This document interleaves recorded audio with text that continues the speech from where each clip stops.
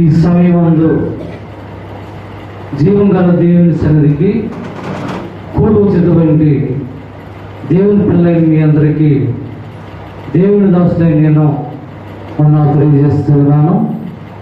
ప్రభునందు ప్రియమైన దేవుని పిల్లలారా, ఈ సమయంలో మనము దేవుని యొక్క సందేశాన్ని మనము తెలుసుకోవడానికి సిద్ధంగా ఉన్నాము. కనుక ఈ సమయంలో మనము తెలుసుకునే అంశం దృష్టి. మనం తెలుసుకునే అంశం పేరు దృష్టి. దృష్టి అనగా చూడడం. దృష్టి అనగా చూడడం.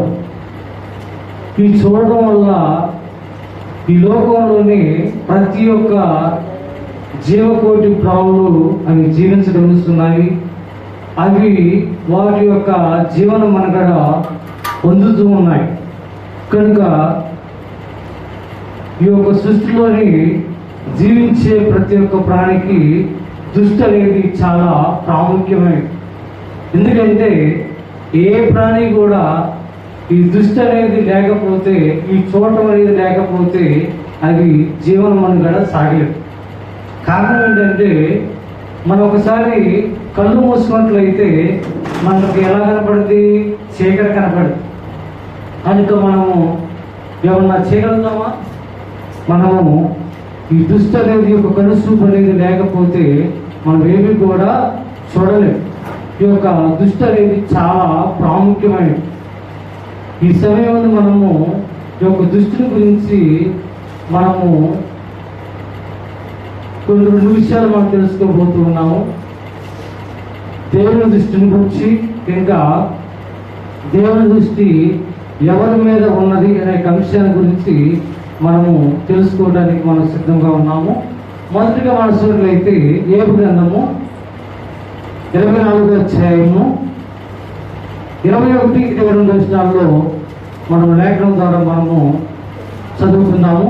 ఏబు గ్రంథము 21వ అధ్యాయము 34వ అధ్యాయం 22వ వచనం.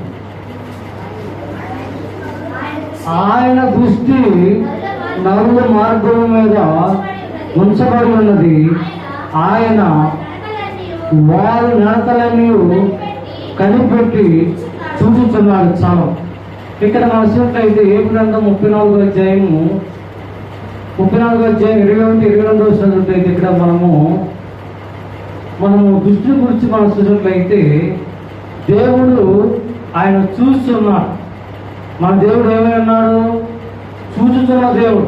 మన దేవుడు ఏ దేవుడేమమ్మా? చూచుతున్న దేవుడు. ఆయన అందరినీ చూస్తూ ఉన్నాడు. ఈ భూమి మీద జీవించే ప్రతి ఒక్క ప్రాణిని కూడా ఆయన చూస్తూ ఉన్నాడు. ఆయన దృష్టికి మర్మమైనది, ఆయన దృష్టికి కనుమరుగైనది ఏది కూడా ఈ భూ ప్రపంచంలో ఏది కూడా లేదు. 22వ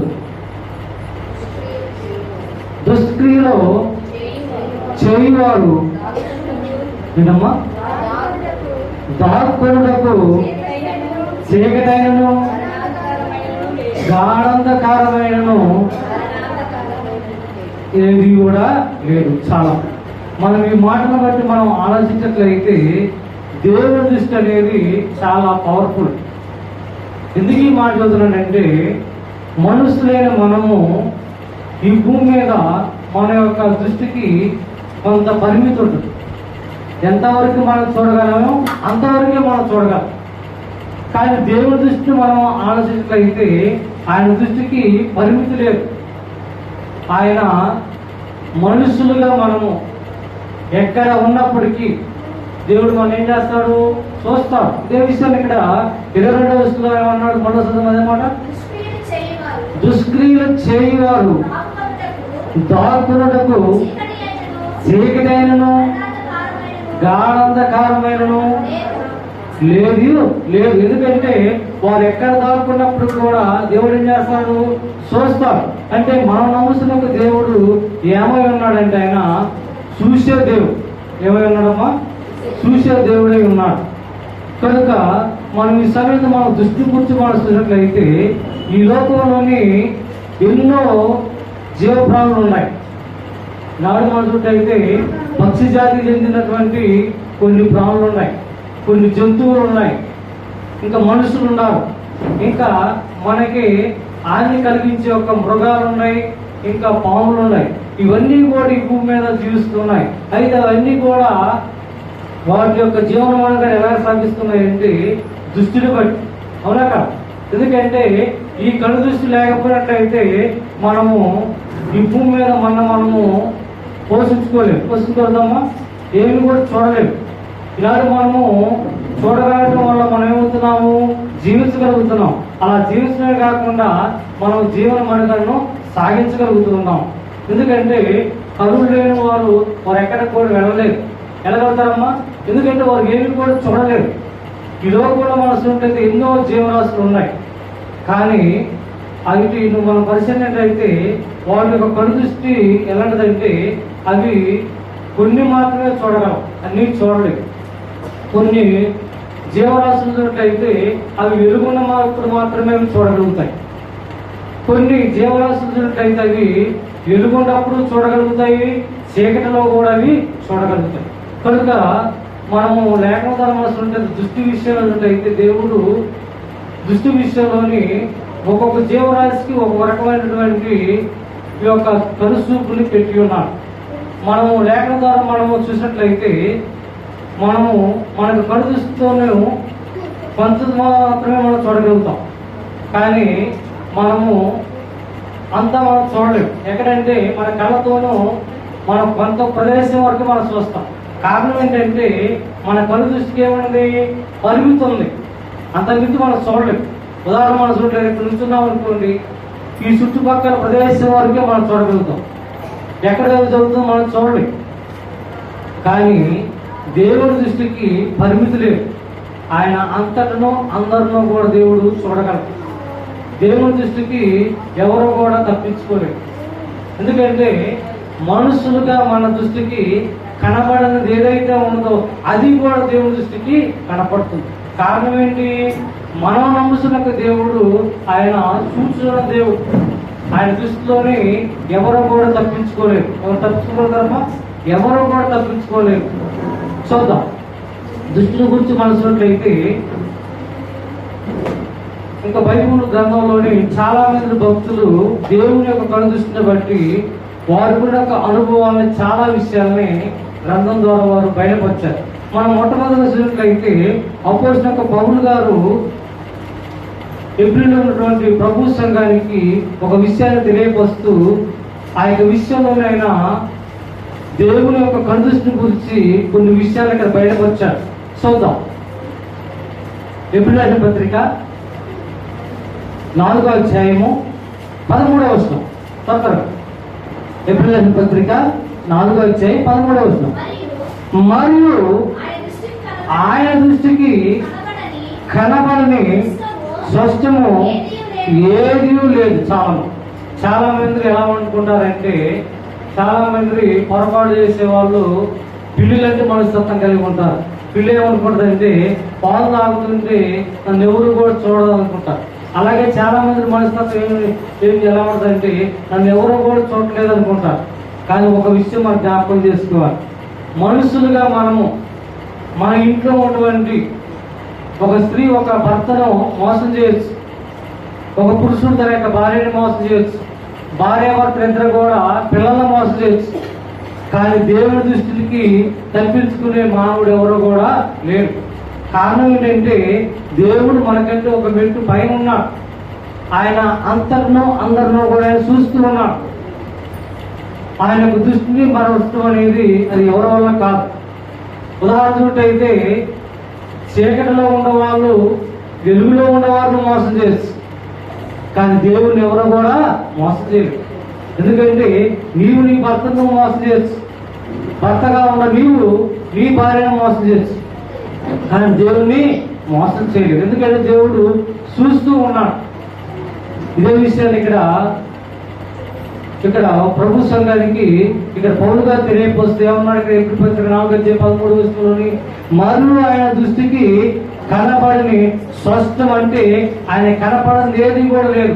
అది ప్రతిదీ కూడా ఆయనకి స్పష్టంగా కనపడతాయి. ఉదాహరణకు మనకి కళ్ళకి కొన్ని మాత్రమే కనపడతాయి.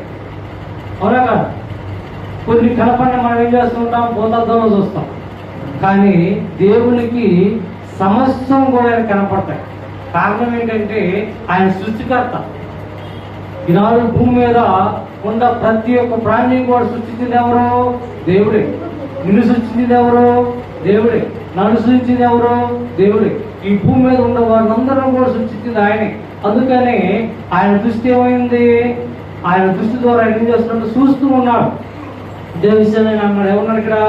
మరియు ఆయన దృష్టికి కనబడిన స్పష్టం ఏది లేదు, మన ఎవరికి లెక్క అప్పు చెప్పవలను. ఆయన ఆ దేవుని యొక్క కనులు సమస్తమును మరుగులేక తేటగా ఉన్నది. ఎలా ఉందంట దేవుని దృష్టి?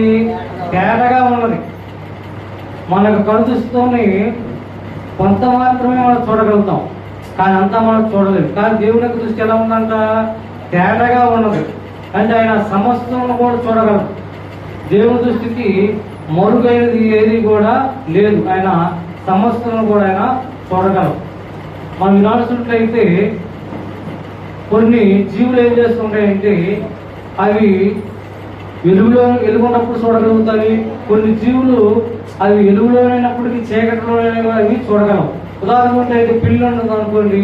ఆ పిల్లి పగల కాలంలో పగల టైం అప్పుడు కూడా వెలుగుతున్నప్పుడు అవి ప్రతి చూడగలవు, చీకట్లో కూడా చూడగలవు. ఇంకా అదే రీతిగా చూసినట్టయితే విషపూర్తి ఒక పాము చూసినట్టయితే ఆ పాము కూడా ఏంటంటే పగలో కూడా అది కనిపిస్తూ చూడగలదు.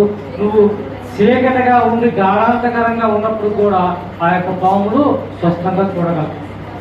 ఎందుకు ఈ మాట చూద్దానంటే దృష్టి అనేది ఒక్కొక్క ప్రాణికి ఒక్కొక్క రీతిగా దేవుడు పెట్టి ఉన్నాడు. మనుషులైన మనకి దృష్టికి పరిమితి ఉంది.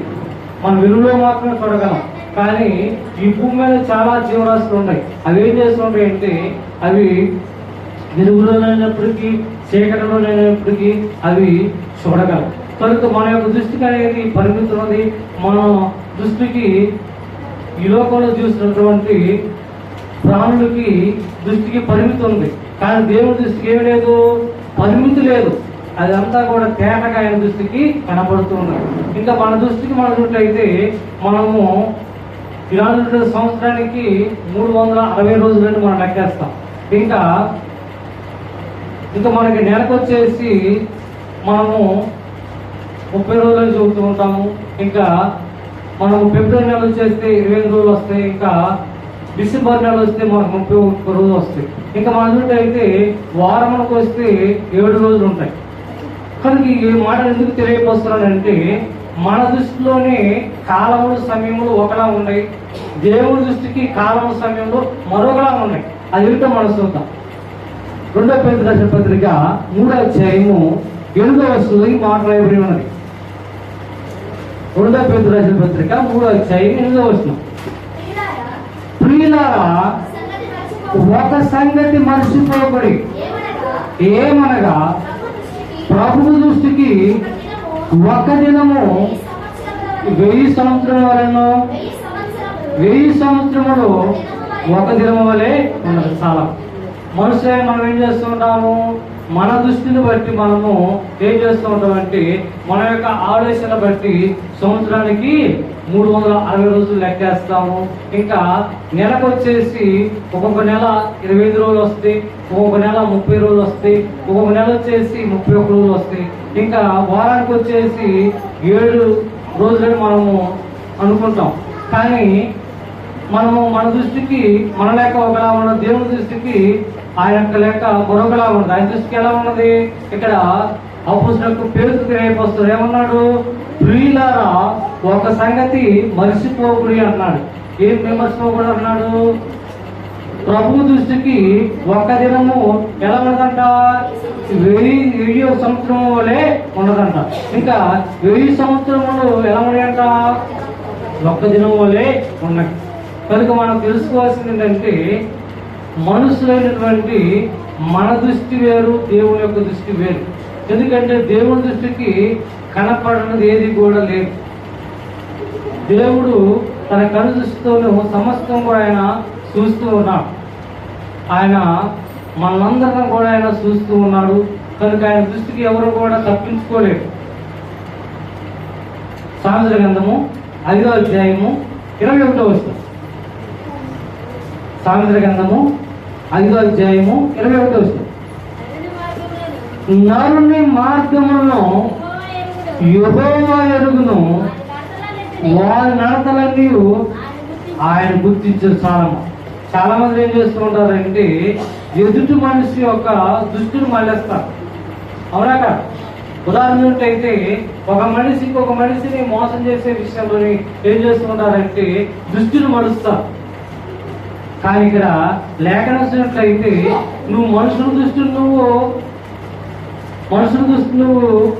వారిని మోసం చేయొచ్చు, కానీ దేవుని దృష్టి నువ్వు మోసం చేయగలుగుతామా?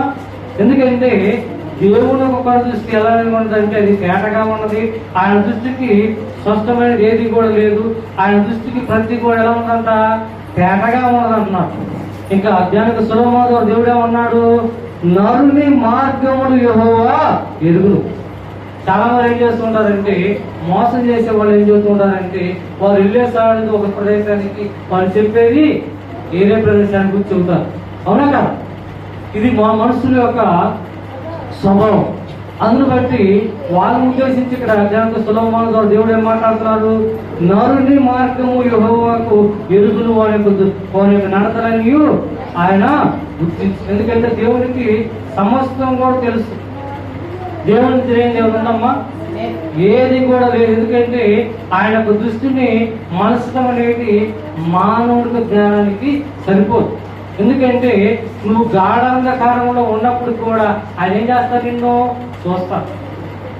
నువ్వు మనుషులుగా సాటి మనిషి నువ్వు మోసం చేయొచ్చు, కానీ దేవుడు నువ్వు మోసం చేయలేవు. ఎందుకంటే చాలా మంది ఉంటారు, చాలా మంది భక్తులు వారు దేవునికి ఉన్నటువంటి యొక్క స్వభావాన్ని బట్టి ఆయన యొక్క దృష్టిని బట్టి చాలా రీతిగా చాలా విధములుగా వారి యొక్క అనుభవాలు తెలియపరిచారు. భక్తులకు దావీదు మహారాజు తెలియపరిచాడు, నేను కూర్చుంటున్న నీకు తెలుసు, నేను లేచుంటు నీకు తెలుసు, నీకు సమస్తం కూడా తెలుసు అని ఆయన తెలియపరిచి ఉన్నారు. ఇంకా మన చూసినట్లయితే ఇదే జనక సొలొమోను 16వ అధ్యాయము 2వ వచనంలో ఇంకా మరికొన్ని విషయాలు తెలియపరుస్తూ ఉన్నాడు దేవుని దృష్టి గురించి. ఒకరి నడతలన్నీ వారి దృష్టికి నిర్దోషములుగా కనబడును, యెహోవా ఆత్మను పరిశోధించడం సారము.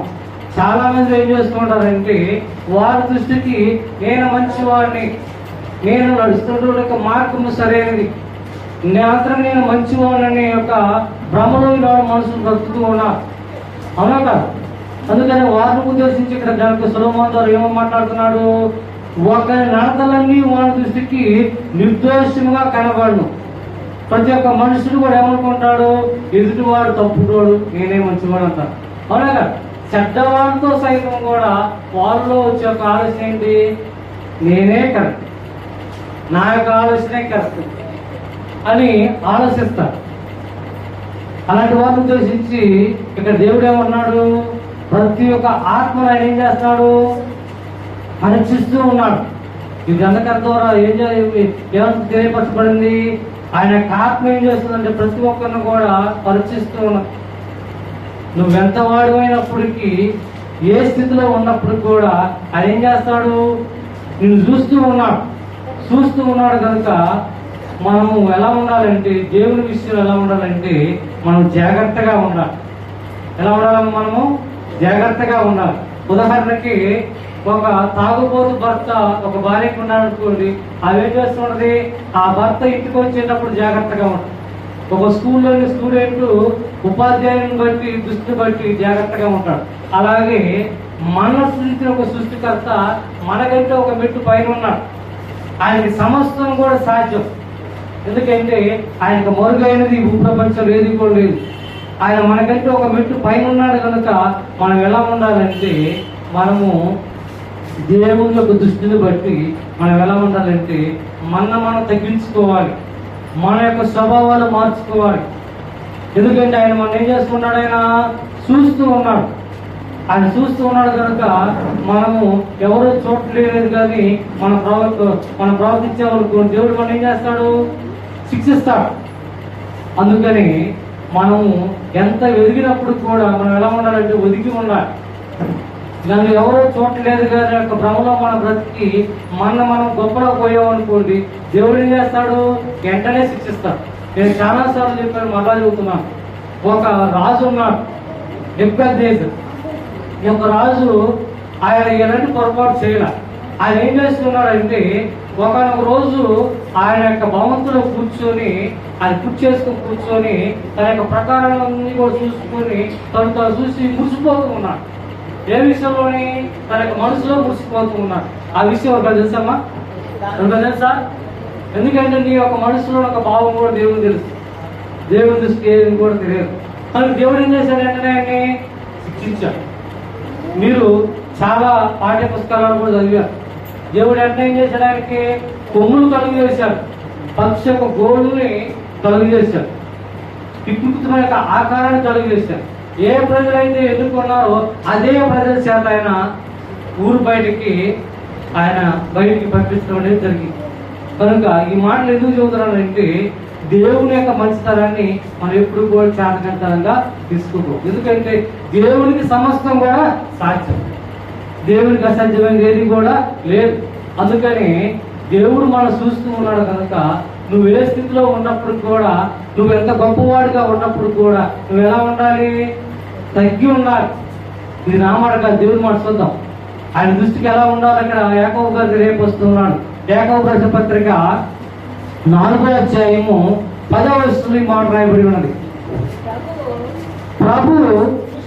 ప్రభు దృష్టికి మిమ్మల్ని మీరు తగ్గించుకోవాలి. ఏం చేయాలంట?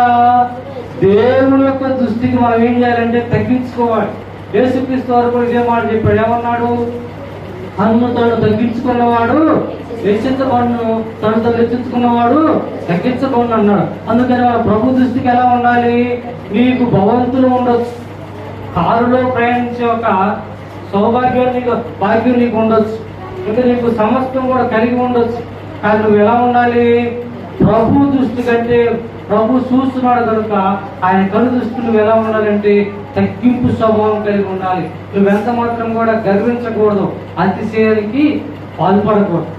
ఇక్కడ ఇదే విషయాన్ని ఇక్కడ యాకోబు గారు ఏమన్నాడు? ఇక్కడ ప్రభు దృష్టికి మిమ్మల్ని మీరు తగ్గించుకోండి, అప్పుడు ఆయన మిమ్మల్ని ఏం చేస్తాడంట? హెచ్చిస్తాడు. అందుకని మనము దేవుని దృష్టికి ఎలా ఉండాలి? తగ్గించుకునే వారిగా ఉండాలి. మనం అంతేగాని హెచ్చించుకునే రీతిగా మనం ఉండకూడదు. ఎందుకంటే హెచ్చించుకున్న వారు ఏమవుతారు? తగ్గించబడతారు. దాంతో తగ్గించుకున్న వారు ఏమవుతారు? హెచ్చించబడతారు. అందుకని కను దృష్టిని బట్టి మనం ఎలా ఉండాలంటే చాలా జాగ్రత్తగా ఉండాలి. ఎందుకంటే దేవుడు మనల్ని చూస్తూ ఉన్నాడు, ఆయన మనం చూస్తున్నాడు కనుక మనం ఎలా ఉండాలంటే చాలా జాగ్రత్తగా ఉండాలి. ఇంకా మనం చూడగలిగినట్లయితే చాలా మంది భక్తులు దేవుని యొక్క దృష్టిని బట్టి చాలా విషయాలు మనకి బయటపరిచారు. చూద్దాం. ఇంకా 2వ పేతురు రాసిన పత్రిక 3వ అధ్యాయము 14వ వచనంలో ఇక్కడ అపోజినటువంటి పేతురు గారు కూడా ఇదే విషయానికి రేపు వస్తూ ఉన్నాడు. 2వ పేతురు రాసిన పత్రిక 3వ అధ్యాయం 14వ వచనం ఏమన్నాడు? ఇక్కడ ప్రియులారా, వీటి కొరకు మీరు కనిపెట్టువారు కనుక శాంతము గలవారై ఆయన దృష్టికి నిష్కలంకులుగాను నిందారహితులుగాను కనబడినట్లు జాగ్రత్త పడుచాము. మనము దేనికోసం కనిపెడుతున్నాము? పరలోక పట్టణము కోసం కనిపెడుతున్నాము. పరలోకంలోని 12 గుమ్మాలు ఉన్నాయి. ఆ యొక్క 12 గుమ్మాల మీద 12 మంది అపోస్తలుల యొక్క పేర్లు రాయబడ్డాయి. ఇంకా యాకోబు కుమారుల యొక్క 12 యొక్క పేర్లు గుమ్మం మీద రాయబడ్డాయి. అందుకని ఆ యొక్క స్థిరమైనది, అమూల్యమైనది ఆ యొక్క పరలోక పట్టణము, ఆ యొక్క మరణం లేని ప్రదేశం, ఆ యొక్క పరలోక పట్టణము, అది మరణాన్ని జయించిన వారికి ఆ యొక్క స్థలం దొరుకుతుంది. ఆ యొక్క పరలోక పట్టణం కోసం మనం అందరూ ఎదురు చూస్తున్నాం కనుక మనం ఈ భూమి మీద ఉన్నప్పుడు ఎలా ఉండాలి? నిష్కలంకం లేని వారిగా ఉండాలి. ఎలా ఉండాలి? ఎదుటి వారు మనల్ని నిందించే రీతిగా మనకి బ్రతుకులు ఉండకూడదు. మనం ఎలా ఉండాలంటే చాలా జాగ్రత్తగా ఉండాలి. నిష్కలంకమైన మనసు కలిగి ఉండాలి. మన మనసులో ఎలాంటి ఒక పుల్లు పుచ్చుకొని ఏమి కూడా లేకుండా ఉండాలి. ఎందుకంటే దేవుడు మనం చూస్తూ ఉన్నాడు కనుక మనం ఎలా ఉండాలి? చాలా జాగ్రత్తగా ఉండాలి.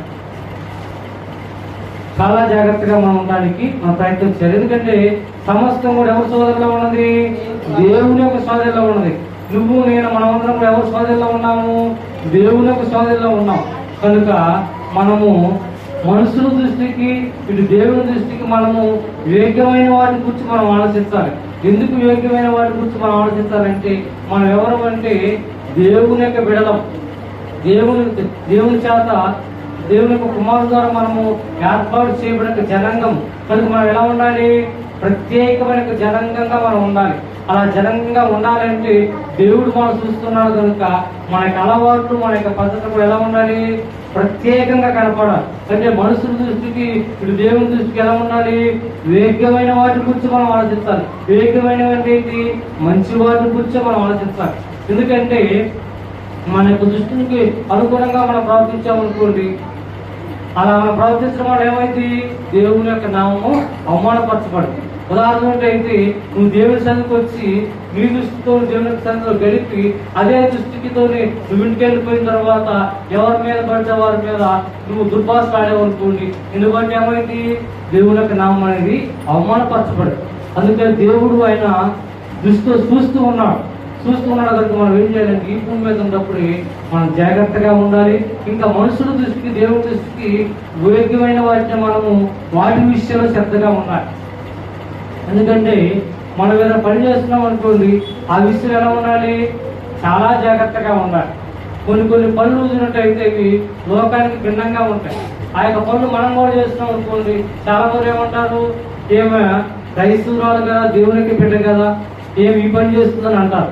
అందుకని మనం ఎలా ఉండాలంటే దేవుని దృష్టికి ఇటు మనుషుల దృష్టికి వివేకమైన అంటే మంచి పనుల విషయంలో మనం ఎలా ఉండాలి? శ్రద్ధ కలిగి మనం ఉండాలి. చూద్దాం. 2 కొరింథీ రాసిన పత్రిక 3వ అధ్యాయము 2 కొరింథీ రాసిన పత్రిక 8వ అధ్యాయము 21వ వచనం. 2 కొరింథీ రాసిన పత్రిక 8వ అధ్యాయం 21వ వచనం. ఏలయనగా ప్రభు దృష్టి యందు మాత్రమే గాక మనుషుల దృష్టి యందు యోగ్యమైన వాటి గురించి శ్రద్ధగా ఆలోచించుకుంటున్నాము. చాలా ఎందుకంటే మనము ఆలోచన కలిగి ఉంటున్నాం కనుక మన యొక్క ఆలోచన ఎలా ఉండాలి? చాలా జాగ్రత్తగా ఉండాలి. ఎందుకంటే లోకంలో ఉన్న మనుషుల వలె మనం బయటకు వెళ్ళినప్పుడు ప్రవర్తించామనుకోండి, మన బట్టి దేవుని యొక్క నామం ఏమైంది? దూషించబడదు. అందుకని మనము బయటకు వెళ్ళినప్పుడు కూడా ఎక్కడ ఉన్నప్పుడు కూడా ప్రభు దృష్టి యందు మనుషుల దృష్టి యందు వివేక్యమైన వాటి గురించి మనం శ్రద్ధగా ఉండాలి. మనం ఎలా ఉండాలి? మనం బయట దేవుని యొక్క సన్నిధిలో ఎలాగైతే నోరు మనం ఎలాగైతే కంట్రోల్లో ఉంచుకున్నామో మన సమాజంలో ఉన్నప్పుడు కూడా అదే రీతిగా ఉండాలి. మన యొక్క మాటలో కానీ మన యొక్క ప్రవర్తన కానీ ఎలా ఉండాలి? దైవికంగా అవన్నీ కూడా సరైన రీతిలో కంట్రోల్గా ఉండి మనం ఎలా ఉండాలి? శ్రద్ధగా ఉండాలి. దేవుని సన్నిధిలో ఎలాగైతే నువ్వు శ్రద్ధగా ఉన్నావు అలాగే నువ్వు శబ్ద సమాచారం ఎలా ఉండాలి? ఆ రీతిగానే ఉండాలి. ఎలా ఉండాలమ్మా? అదే రీతిగా ఉండాలి. ఎందుకంటే దేవుని దృష్టిని బట్టి మనం ఎలా ఉండాలంటే చాలా జాగ్రత్తగా మనం ఉండాలి. ఇప్పుడు వరకు నేను దేని గురించి తెలియపరిచానంటే దేవుని యొక్క దృష్టిని గురించి నేను మీకు చాలా విషయాలు తెలియపరిచాను. ఇంకా మనం 2వ దృష్టి అయితే దేవుని దృష్టి ఎవరి మీద ఉన్నది అనే యొక్క విషయాల గురించి మనం తెలుసుకోబోతూ ఉన్నాము. దేవుని యొక్క దృష్టి ఎవరి మీద ఉన్నది అనే విషయాన్ని తెలుసుకుందాము. మొట్టమొదటి సామెతల గ్రంథము 16వ అధ్యాయము 25వ వచనం ఇక్కడ ఈ మాట రాయబడి ఉన్నది. ఒకని మార్గము వాని దృష్టికి యథార్థంగా కనపడును, ఆయనను తుదకు మరణములకు చేరు. చాలా ప్రతి ఒక్క మనుషుడు కూడా ఏమనుకుంటాడంటే నేను యథార్థంగా ప్రవర్తిస్తున్నాను, నా యొక్క జీవితం అనేది యథార్థంగా ఉన్నదని చాలా మంది అనుకుంటూ ఉన్నారు. కనుక మన యొక్క యథార్థత అనేది అది ఎవరు కనపడాలని? దేవుని దృష్టికి కనపడాలి. నీ యొక్క యథార్థత అనేది అది దేవుని దృష్టికి కనపడాలి. నేను మంచివాడిని, నేను యథార్థవంతుడు అని అనుకున్నట్టయితే అలాంటి యొక్క ఆలోచన ఏంటని మరణానికే దారితీస్తే తప్పండి. అది దానివల్ల నీకు ఎలాంటి యొక్క ఉపయోగం అనేది ఏమైనా ఉండదమ్మా? ఉండదు. ఎందుకంటే మనుషులైన మనము మాటల్లోని క్రియల్లో కానీ ఏ విషయంలో కూడా తప్పిపోయే అవకాశం ఉంటుంది. అందుకని మనం ఎలా ఉండాలంటే మనము సరిగా ఉన్నామా లేవని మనం ఏం చేయాలి? ఆలోచన కలిగి ఉండి మనం చూసుకుంటూ మనం ఎలా ఉండాలంటే జాగ్రత్తగా ఉండాలి. అలా జాగ్రత్తగా ఉన్నట్టయితే దేవుని యొక్క దృష్టి మన మీద ఉంటుంది. ఎవరి మీద ఉందమ్మా? దేవుని యొక్క దృష్టి అనేది మన మీద ఉంటుంది. ఇక్కడ దేవుని దృష్టి ఎవరి మీద ఉంటుంది అనడానికి చాలా మంది భక్తులు కొన్ని విషయాలు తెలియపరుచున్నారు. కనుక ఈ మాటల గురించి మనము ఆలోచించినట్లయితే ఒక విషయం మనం తెలుసుకోవాలి. ఎందుకంటే దేవుని దృష్టి ఎవరి మీద ఉంటుందంటే అందరి మీద ఉండదు. దేవుని దృష్టి కొంతమంది మీదే ఉంటుంది. ఉదాహరణ అయితే అమ్మ అందరు నాకే చూడాలి. ఉదాహరణ అయితే ఒక ఆమెకి 3 కొడుకులు ఉన్నారనుకోండి. 3 కొడుకులలో 2 కొడుకులు మంచిగా ఉండి వారు ఒక ఉన్నతమైన చదువులు చదివి వారి యొక్క వృత్తిపరంగా వారి యొక్క పోషించుకుంటూ వారి యొక్క జీవనం సాగిస్తారనుకోండి. వారి తల్లిదండ్రుల దృష్టి వారి మీద అంతగా ఉండదు. అయితే వారి దృష్టి ఎవరి మీద ఉంటుంది? ఎవరైతే వారి యొక్క బిడ్డ తాగుతున్నాడో, బాధ్యత అనేది ఎలక్ట్కుండా ప్రవర్తిస్తున్నారో వారి మీద తల్లిదండ్రుల దృష్టి ఉంటుంది. అవునా కదా? వారికి పుట్టిన 3 బిడ్డలైనప్పటికీ వారి దృష్టి ఎవరి మీద ఉంటుంది? ఆ ఒక్కడి మీద ఉంటుంది. ఎందుకంటే వారి మీద దృష్టి పెట్టాల్సిన అవసరం లేదు. ఎందుకంటే వాళ్ళు గ్రహించగలరు, వాళ్ళు అర్థం చేసుకోగలరు, వారు ఏ రీతిగా ప్రవర్తించాలో వాళ్ళు తెలుసు. కనుక ఆ తల్లిదండ్రులు ఎవరి దృష్టి ఎవరి మీద ఉంటుంది? తల్లిదండ్రుల మీద దృష్టి ఎవరైతే బాధ్యతలు తెలుసుకోకుండా ఇష్టానుసారంగా నడుస్తున్నారో వారి మీద తల్లిదండ్రుల దృష్టి ఉంటుంది. అలాగే దేవుని దృష్టి ఎవరి మీద ఉంటుందో మనం చూద్దాం. మొదటిగా చూసినట్టయితే 33వ దావీదు కీర్తన 19వ దావీదు కీర్తన 19వ వచనం. యెహోవా దృష్టి ఆయన యందు భయభక్తులు గల వారి మీదను ఆయన కృప కొరకు కనిపెట్టు వారి మీదను నిలిచి ఉన్నది. చాలమ్మా, ఇక్కడ దేవుని యొక్క కనుదృష్టి ఎవరి మీద ఉన్నదంటే ఎవరైతే దేవుడు అంటే భయమును కలిగి భక్తి కలిగి జీవిస్తూ ఉన్నారో వారి మీద దేవుని యొక్క దృష్టి ఉన్నది. ఇంకా రెండవది ఎవరి మీద ఉందంటే ఆయన కృప కొరకు ఎదురు చూసేవా. ఎందుకంటే మనం నమ్ముసిన దేవుడు ఎలాంటి వాడైనా కృపగలవాడు. మనుషులైన మనము ఎన్నో పిచ్చివేషాలు వేస్తున్నప్పుడు కూడా దేవుడు ఏం చేస్తున్నాడు? మనుషులైన మన మీద ఆయన ఏం చేస్తున్నాడు? కృప చూపిస్తూ ఉన్నాడు. ఎందుకంటే ఆయన ఏమైనాడు? ఆయన కృపగల దేవుడు. మనుషులైన మనం పొరపాటు చేస్తున్నప్పటికీ ఆయన కోపిస్తూ తన యొక్క వాత్సల్యాన్ని చూపిస్తూ ఉన్నాడు. కానీ ఇక్కడ దేవుని యొక్క దృష్టి ఎవరి మీద ఉన్నది? ఆయన ఎందుకు భయభక్తులు గల వారి మీద ఉంది. ఇంకా ఆయన కృప కోసము ఎదురు చూసే వారి మీద ఆయన యొక్క కను దృష్టి ఉన్నది. ఇంకా ఎవరి మీద ఉన్నదని మన చూసినట్లయితే 2వ దినవృత్తాంతాల గ్రంథము 16వ అధ్యాయము 9వ వచనంలో ఇక్కడ మనము యథార్థవంతుల మీద ఆయన యొక్క దృష్టి ఉన్నదని ఇక్కడ లేఖలు మనకి స్పష్టంగా తెలియపరుస్తుంది. యథార్థవంతులు అంటే ఎవరు? యథార్థవంతులు అంటే ఎవరంటే వారు ఎక్కడ ఉన్నప్పుడు కూడా వారికి కలిగిన దాన్ని బట్టి వారు ఏం చేస్తారు? యథార్థంగా ఉంటారు. పర సంబంధమైన ఏది కూడా వారు ఆశిస్తారమ్మా. యథార్థవంతులు ఏం చేస్తుంటారంటే వారు కలిగిన దాంట్లో వారు పొందుతారు. కనుక వారు ఎలా ఉంటారంటే యథార్థంగా ఉంటారు. అందుకని అలాంటి వారు దేవుడు చేస్తారంట చూస్తూ ఉన్నాడు. చూద్దాం. 2వ దినవృత్తాంతాల గ్రంథం 16వ అధ్యాయం 9వ వచనం. తన ఎడల యథార్థము హృదయము గల వారిని బలపరచుటకై యెహోవా కనుదృష్టి లోకమంతటా సంచారం చేస్తూ ఉన్నది. దేవుని యొక్క కనుదృష్టి ఎవరి కోసం సంచారం చేస్తుందంట? ఎవరైతే యథార్థ గలవారు ఉన్నారో వారి కోసము లోకమంతా కూడా దేవుని యొక్క కనుదృష్టి సంచారం చేస్తూ ఉంది. ఎందుకంటే ఈనాడున్నట్టయితే వ్యాపారస్తులు కానీ ఇంకా మనుషులు మనం కూడా ఎక్కువ ఎవరిని ఇష్టపడతామంటే యథార్థం గలవారిని ఇష్టపడతాం. ఎందుకంటే యథార్థం గలవారు ఏం చేస్తుంటారు? వారు యథార్థంగా ఉంటారు. అది ఈనాడు మనుషుల్లోని ఏమి లేదంటే యథార్థత లేదు. ఈ యొక్క యథార్థత లేకపోవడం వల్ల మనుషులు ఏం చేస్తున్నారు? ఒక సాటి మనిషి మీద సాటి మనిషికి నమ్మకం లేక ఏం చేస్తున్నారు? సీసీ కెమెరాలు పెట్టుకున్నారు. నేను ఈ ఫోన్లో చూస్తున్నాను లేదో కానీ ఒక ఆయన భార్య మీద అనుమానంతో ఇంట్లో సీసీ కెమెరా పెట్టారు. అంటే నా మనుషులు ఏం లేదు, యథార్థత లేదు. యథార్థత మరొక ఉదాహరణ నమ్మకం. కనుక మనుషులు ఏం లేదు, నమ్మకం లేదు. కానీ దేవునికి కళ్ళు దృష్టి ఎవరి మీద ఉన్నది? ఎవరి మీద అంటే యథార్థవంతుల మీద ఉంది. ఆయన యథార్థవంతుల కోసం ఆయన ఏం చేస్తున్నాడు? లోకమంతా కూడా కలుస్తుంది, ఆయన చూస్తూ ఉన్నాడు. అలాంటి వారు ఎక్కడ ఉన్నారని ఆయన చూస్తూ ఉన్నాడు. ఇంకా దేవుడికి కలుదృష్టి ఎవరి మీద ఉందని మనము చూసినట్లయితే ఇంకా యెషయా గ్రంథము 66వ అధ్యాయము 2వ వచనము 2వ చరణం చూసినట్లయితే ఇంకా దీనులైన వారి మీద ఆయన కలుదృష్టి ఉందంట. ఎవరి మీదమ్మా? దీనులైన వారు. దీనులైన వారు అంటే ఎవరంటే ఎదుటి వారు ఎవరన్నా కట్టుకునే బట్టల విషయంలో కానీ, తినే ఆహార విషయంలో కానీ, నిరుపేద స్థితిలో ఎవరైనా వచ్చారనుకోండి, ఎవరైతే స్పందిస్తారో వారు మాత్రమే దీనులు. ఎందుకంటే అందరికీ దీన మనస్తత్వం ఉండదు. ఒకదమ్మా కొంతమంది అయితే తినేది పారేయడానికైనా ఇష్టపడతాం. నీకు ఒక వస్త్రం ఉందనుకోండి, అది పాతగా ఉందనుకోండి, దాన్ని మడిసి పెట్టి పాత బట్టలను పెట్టి ఊరు బయట పారేయడానికైనా ఇష్టపడతారు కొంతమంది. కానీ లేని వారికి ఇవ్వడానికి ఇష్టపడతారు. అవునా కాదు? కానీ ఇక్కడ దేవుని కనుదృష్టి ఎవరి ఉందంటే దీనుల మీద ఉంది. దీనులు అంటే ఎవరు? ఎవరైతే దీనస్థితిలో ఉంటారో వారి విషయంలో స్పందించేవారు, దీన దృష్టి గలవారు. అలాంటి వారి మీద దేవునికి కనుదృష్టి ఉన్నది. చూద్దాం 2వ చరణం. ఎవడు దీనుడై నలిగిన హృదయం గలవాడై నా మాట విని ఒరుగుచున్నను వారిని నేను గుర్తిస్తున్నా. దేవుడు ఎవరు చూస్తున్నాడంట?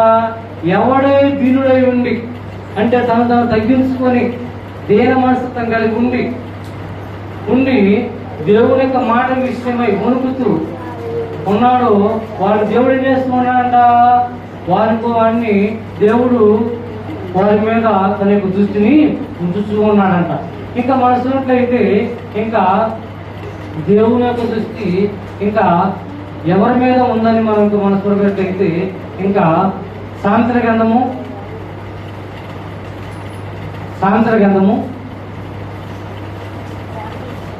22వ అధ్యాయము 9వ వచనం.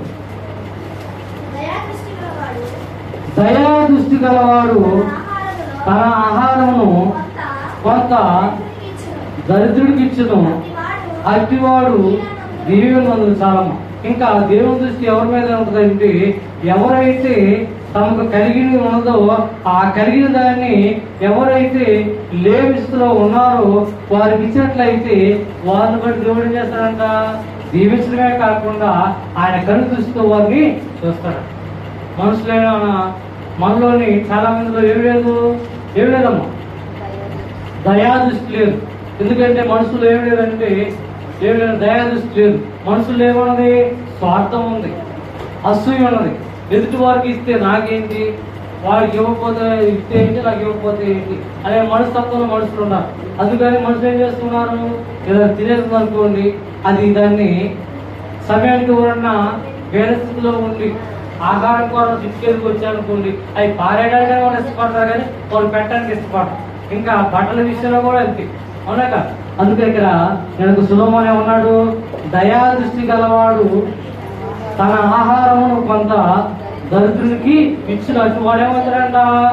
దీవెనలో ఉంటాడు. అందుకని దేవుని దృష్టి ఎవరి మీద ఉంటుంది? దయగలవారి మీద ఉంటుంది. అంటే దయా దృష్టి గలవారి మీద ఉంటుంది. దయా దృష్టి గలవారు అంటే ఎవరంటే ఎదుటివాడు దీనస్థితిలో ఉంటే వెంటనే స్పందించేవాడే దీన మనసు గలవాడు, దయా దృష్టి గలవాడు. వాడి మీద దేవుని యొక్క దృష్టి ఉండమే కాకుండా అలాంటి వారు ఏమవుతారమ్మా? దీవించబడతారు. ఇప్పుడు వారు ఎన్ని విషయాలు రేపు వచ్చారమ్మా? దృష్టి అనే విషయంలోనే చాలా విషయాల్ని మీకు తెలియపరిచి ఆ విషయంలో భాగంగా దేవుని యొక్క దృష్టిని గురించి మీకు తెలియపరిచాను. ఇంకా దేవుని దృష్టి ఎవరి మీద ఉంటుందనే విషయాన్ని గురించి మీకు చాలా విషయాల్ని తెలియపరిచాను. కనుక దేవుని యొక్క దృష్టి మన మీద ఉన్నది కనుక మనం ఎలా ఉండాలి? మొదటిగా జాగ్రత్తగా ఉండాలి. ఎందుకంటే దేవుని యొక్క దృష్టి ఎవరి మీద ఉండదో వారు ఏమంటారు? దీవించబడతారు.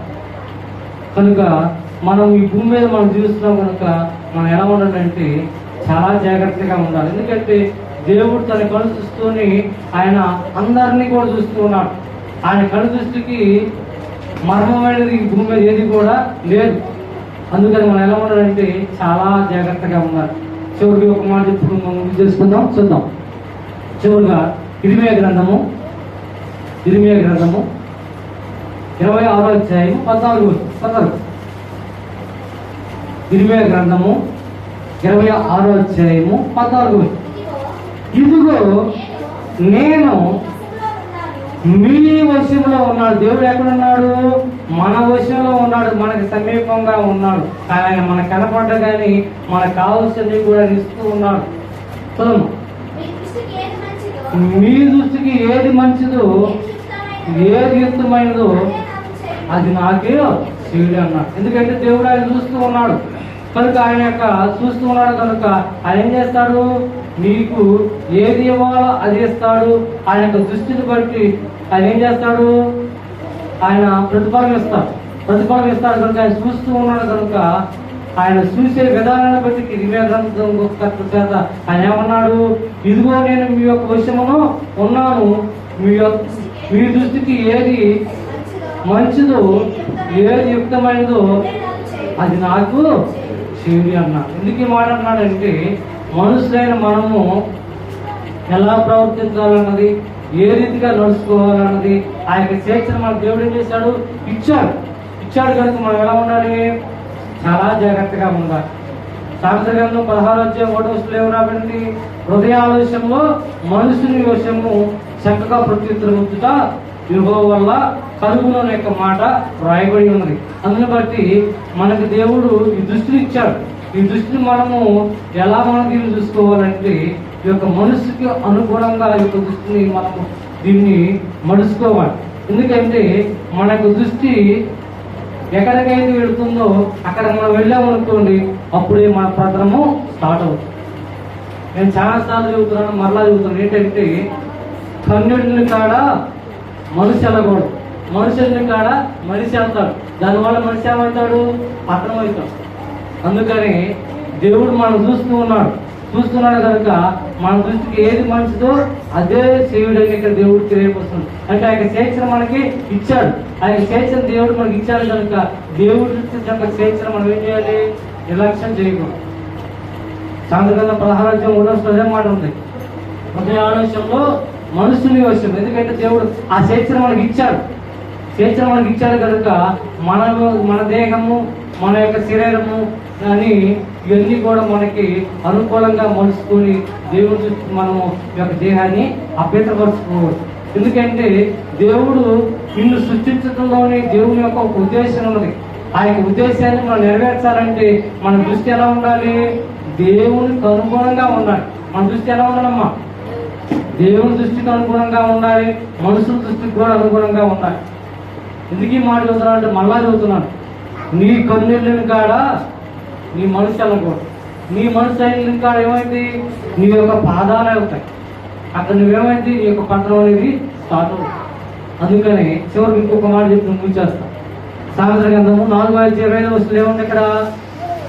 నీ కన్నులు అటు ఇటు చూడక సరిగాను నీ కను రెప్పలు నీ ముందర సూటిగా ఉండాలి. ఎందుకంటే నీ కను దృష్టి ఎలా ఉంటే అలా ఉంటే నువ్వేమంటావు? దేవుని దృష్టికి, మన దృష్టికి గొప్పవాడుగా నువ్వు ఎంచబడతావు. నీ కను దృష్టికి వంకర చూపుడు చూసాయనుకోండి, నీ దృష్టి దేవుడు అనుకోండి, నీది కానీ యొక్క దృష్టి లేదనుకోండి, నువ్వేమంటావు? నువ్వు కావాలని నువ్వేం చేసుకుంటావంటే మళ్ళపరుచుకుంటావు. అవునా కదా? ఇదే విషయాన్ని యేసుక్రీస్తు చెప్పాడు. ఏమన్నాడు? నీ కన్ను చెడ్డదైతే నీ దేహం అంతా కూడా చీకటమైంది. నీ కన్ను తేటగా ఉన్నట్టయితే నీ దేహం అంతా కూడా వెలుగుమయమైంది. అందుకని మన యొక్క దృష్టి ఎవరి వశం ఉన్నది? మన వశమై ఉన్నది కనుక మన దృష్టిని బట్టి మనం ఏం చేయాలి? నువ్వు ఎలాగైతే వెలుగుని చీకటి ఎలాగైతే చూస్తున్నావో అలాగే నీ యొక్క జీవితము వెలుగులో ఉన్నదా చీకటిలో ఉన్నదని నువ్వు పరిశీలన చేసుకోవాలి. వెలుగు దేనికి సాధిస్తుందంటే పరిశుద్ధతకు సాధిస్తుంది. చీకటి దేనికి సాధిస్తుందంటే అంధకారానికి సాధిస్తుంది. అందుకని ఛాయిస్ ఎవరికి ఇచ్చాడు? దేవుడు మనకే ఇచ్చాడు. ఇదే విషయాన్ని చివరిగా అదే మాట అన్నాడు. ఏమన్నాడు ఇక్కడ? 20:14 ఏమన్నాడు? ఇదిగో నేను మీ యొక్క విషయంలోనూ ఉన్నాను, మీ దృష్టికి ఏది మంచిదో అదే, ఏది యుక్తమైనదో అదే నాకు చేయాలి అన్నాడు. ఎందుకు దేవుడు ఆ మాట అన్నాడు? ఎందుకు ఆ మాట అన్నాడంటే ఎవరి క్రియలను బట్టి వాడు ఏమవుతాడు? ప్రతిఫలం పొందుతాడు. నీ యొక్క నీడ నీ అంటే ఉన్నది, అలాగే మీరు చేసిన క్రియలో తగిన ప్రతిఫలం నీ దగ్గరే ఉంటుంది. ఉదాహరణకు అయితే ఇప్పుడు నేను దారి నడుచుకుంటూ వెళ్తున్నాను, నా నేను ఎక్కడ ఉంది? నా ఇంటే వస్తాయి. అలాగే నా క్రియలు కూడా ఎలా ఉంటాయి? నా ఇంటే వస్తాయి. అందుకని మన క్రియలను బట్టి మనం ఏదో ఉంటే ప్రతిఫలం పొందుతాం. అందుకని దేవుడు మనకి దృష్టి ఇచ్చాడు. ఈ దృష్టిని మనం దేనికి ఇచ్చాడో దానికి మాత్రం వినియోగించుకోవాలి, కానీ మనం వ్యర్థమైన వారికి ఈ యొక్క దృష్టిని వినియోగించుకోవాలి. అలా మనం వ్యర్థమైన దాన్ని కోసం ఈ యొక్క దృష్టిని వినియోగించుకున్నాం అనుకోండి, మనం ఏమవుతాము? మనము బస్సు పట్టిపోతాము, దేవుని దృష్టికి మనము దూరం. ఎంతవరకు ఎంత ఆసక్తి ఉంది అందరూ కూడా మనం దిగుతాం.